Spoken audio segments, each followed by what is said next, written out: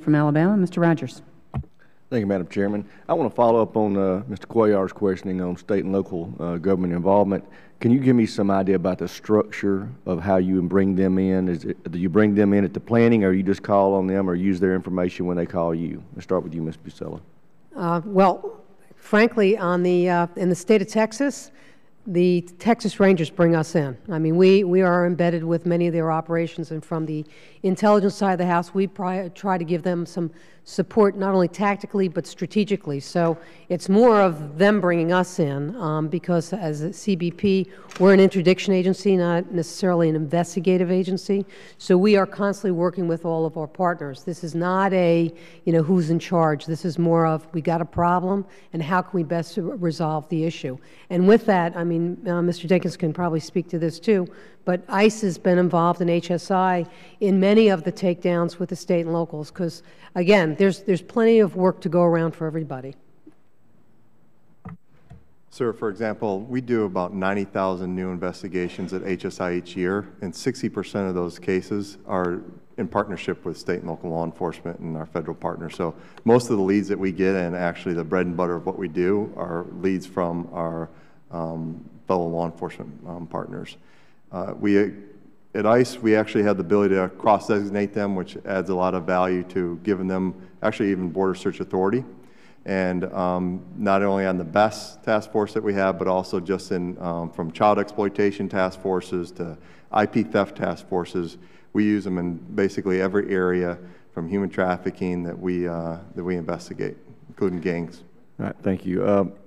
There's been an evolving tactic of very sophisticated forged documents, identification documents, the newest electronic digital security systems.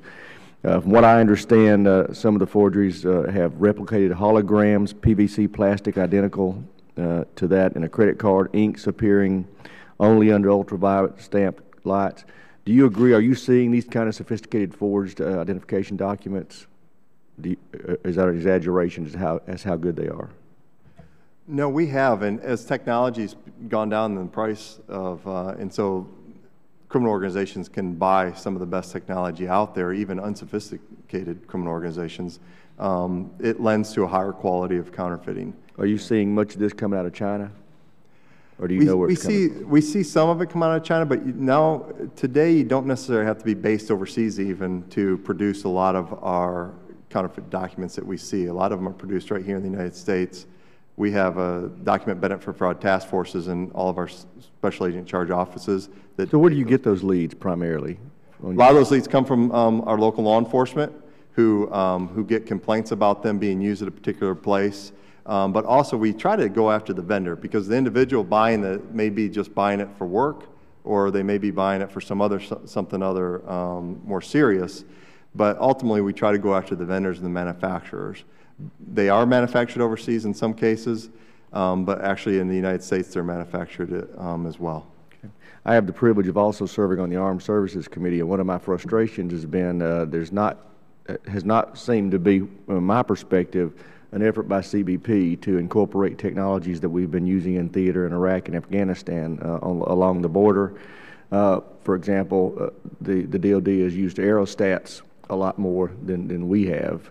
But I'm interested, is there an effort by CBP to try to incorporate and network with the DOD to take the technologies that have proven to be effective there for use on the border? Yes. As a matter of fact, I just met with OSD yesterday. I have a very good relationship with DOD, and we've been using a lot of their technologies because obviously we can evaluate them in a non-combat zone.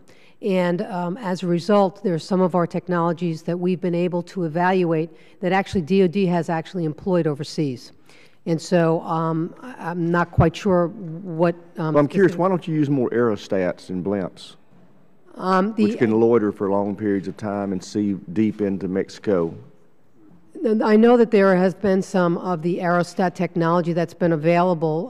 The problem or challenge for us is the funding part of how you maintain That's our and problem. keep that. You just need to tell us what you need. It's our problem to figure out if we can pay for it or not. All right, thank you very much. I'll yield back. Thank the gentleman.